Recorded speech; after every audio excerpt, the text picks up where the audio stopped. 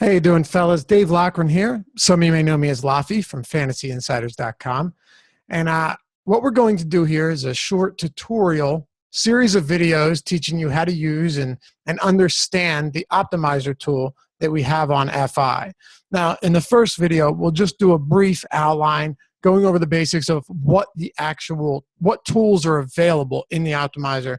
And then we'll get more in depth with how to use these tools as we go forward in the following videos. First thing is, to get here, you would click on Tools, which would send you here.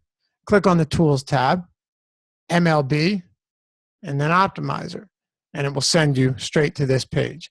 Now, before we do anything, it's important to understand that each day, different slates will be uploaded. As we upload salaries, different slates will be available on the optimizer, which means that whether you're playing on DraftKings, they have a main slate, which is 10 games, a late slate, which is 5 games, a later slate, which is 4 games, which will filter all of the games out that you don't need and just give you the available games for the slate that you're looking to play.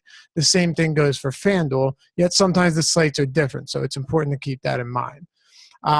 Also, if you have already purchased the BIS projections, which can be found in the plans page, it's an add-on, they will automatically be in the optimizer.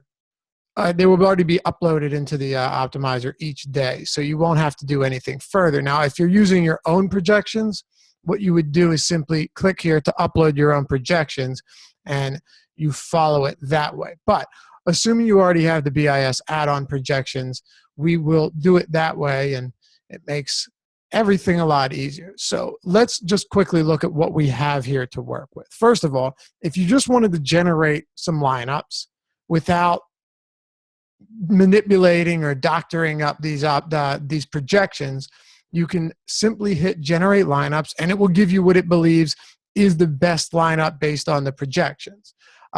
Number of lineups here, you can change them to whatever you like, whether it be 5, 15, 16, 20, doesn't matter. It will spit them out. Okay, so a couple important things to understand here is that team salary.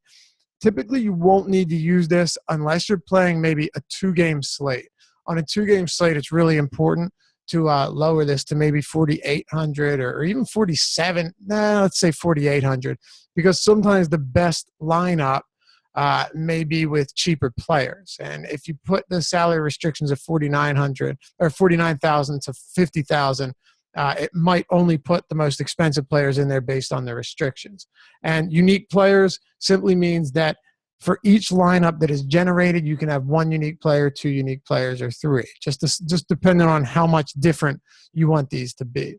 All right, well, we'll come back with another video, but just to get a little bit more of an understanding of how this works, this is the salary slider, depending on what salary you would like to see based on players. Batting order, whether they're batting 1st through 9th, you can filter that. And this slider is based on the value that you see here. Projected fantasy points is here, and you can simply filter by position here. We'll get into all of this in the later videos, including locking players, excluding players, which can all be found here. All right, we'll catch you back here on the next video to dive a little bit deeper in depth here with the Fantasy Insiders MLB Optimizer.